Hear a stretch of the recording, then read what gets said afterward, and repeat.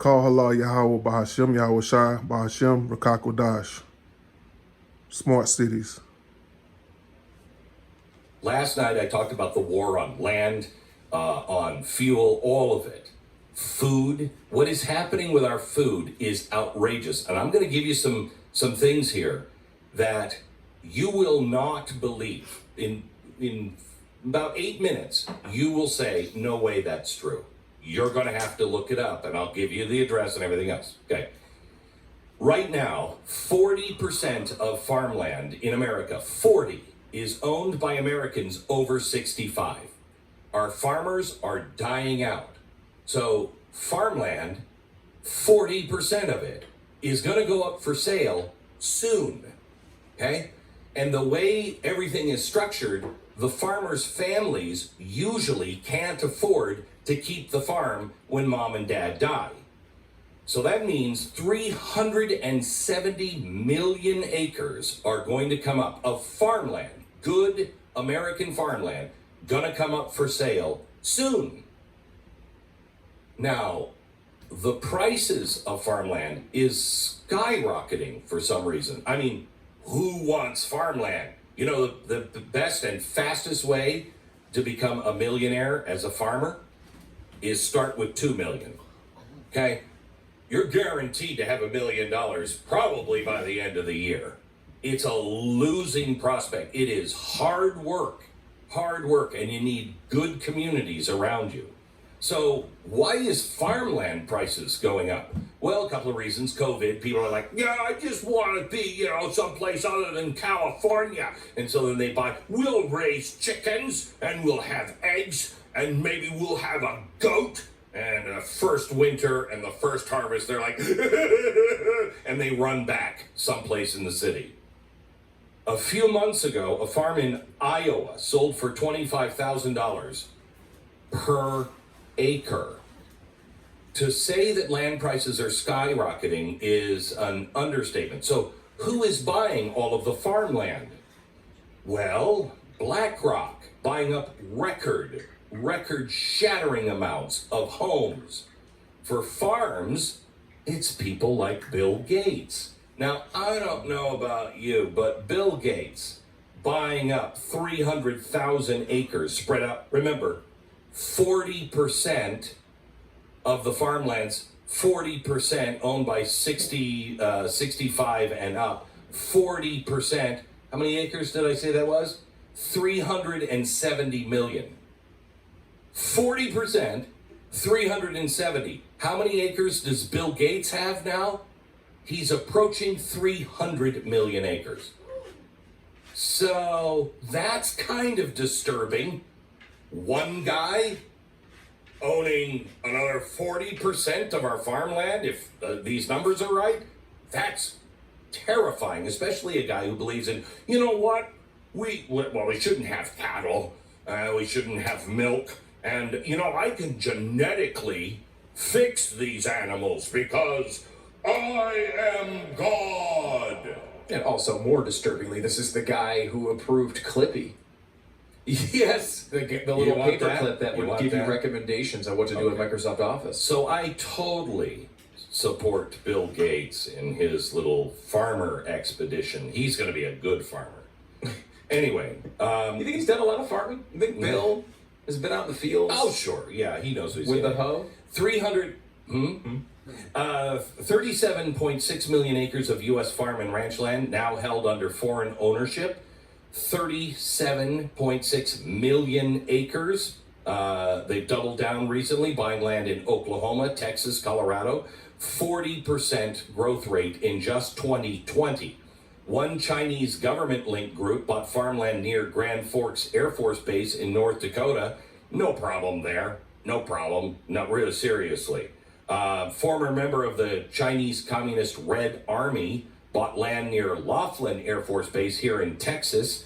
The windmill project that he's doing gives the Chinese yet another dangerous location next to a sensitive military base. Buyers from communist China bought 6.1 billion acres of farmland here in the U.S. By farm, that's more than any other foreign buyer. But it's just the Chinese, communist government that's doing it. What could possibly go wrong? By the way, an update. I said this last night. Ron DeSantis is the only guy that would do this. He needs to ban China from buying farmland. And guess what he did yesterday? Yeah. He's banning China from buying farmland. Where are you, Texas? Where are you? Okay, so you're seeing that our farmland is being put into the hands of either our enemies, like Bill Gates, or the Chinese. So what are you going to do? Bill Gates, 300 million acres. 1,000, isn't it? 300,000 acres? Or you said 300 million. 300 million. Is it 300,000? Let me look at it. 300,000 acres, that goes. 300,000? Mm-hmm. Okay.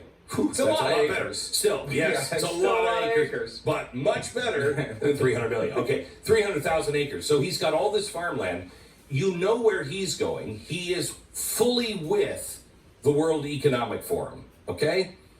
So the World Economic Forum, what do they want to do? Well, they want to control the land. They want to control the food. They want to control the energy. They want to control the money. Well, if you do all of those things, you control you.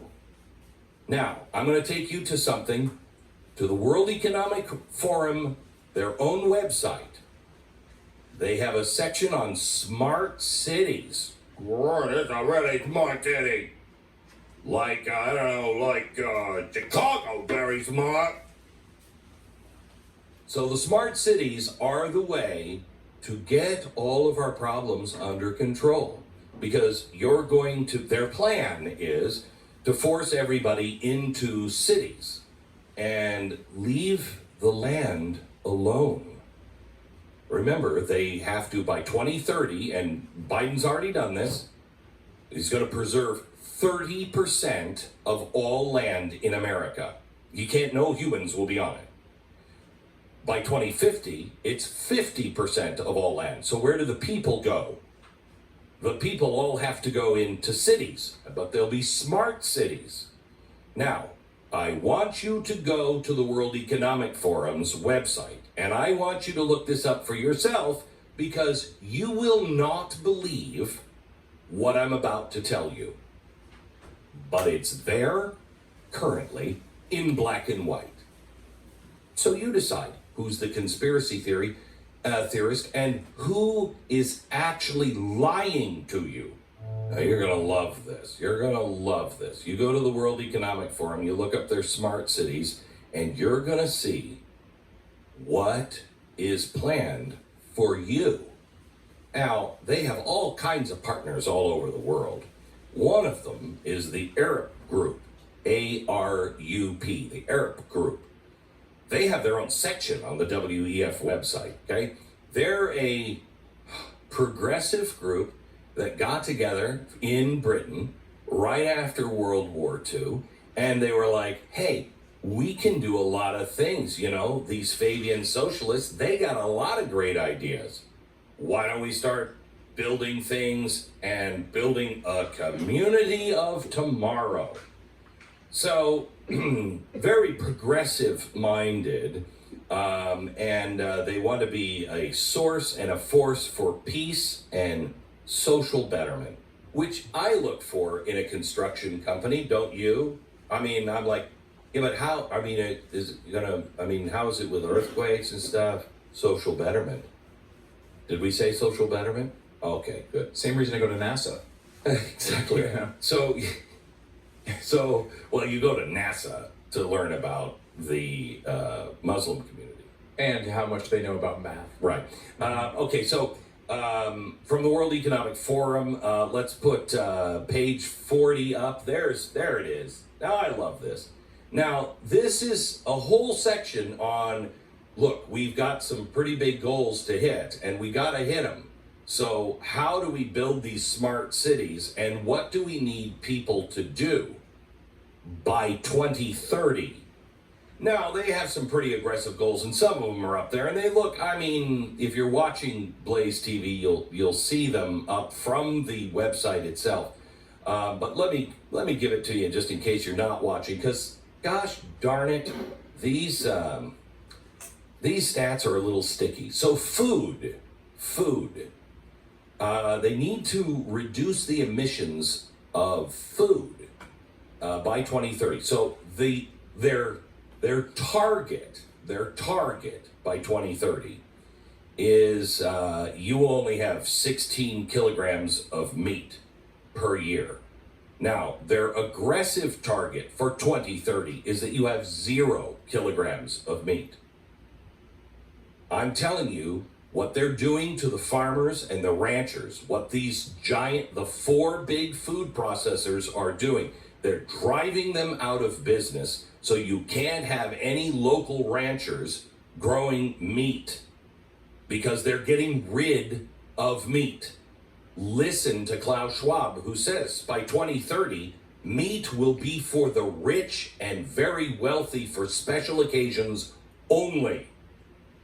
You with that? Again, on their own website, 16 kilograms, that's all you can have of meat. Right now, the dairy consumption, milk or derivative equivalent, so cheeses and everything else, they're hoping that you will only have 90 kilograms of that, but their aggressive, ambitious target for 2030 is 0. Now remember, they need you to live like we lived in the pandemic, except without the nice stuff that you might have had, like cheese and milk and meat in the pandemic.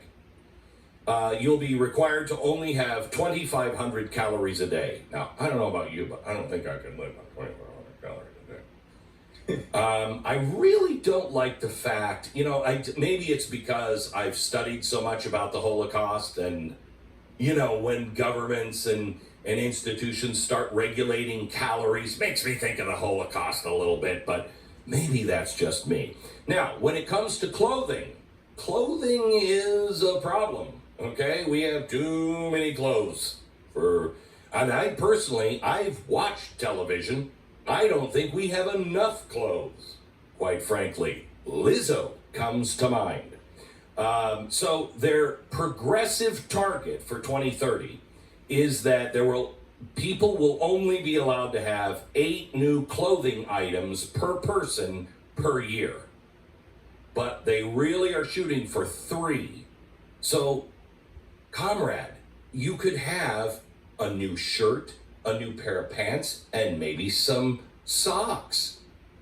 Merry Christmas. We'll begin to go, oh, thank God, socks for Christmas, thank you. No big deal there. On private transportation, their goal is, now, I don't even know the number, they don't include this in here, how many vehicles per 1,000 people? What do you think per 1,000 people? How many vehicles do we currently have, do you think? I mean, 500? Yeah, some of them are kids, yeah. But I don't know if you're thinking it's got to be at least 500. At least 500. They want to reduce that by 2030 to 190 cars per 1,000 people. And their ambitious target is 0 cars per 1,000 people.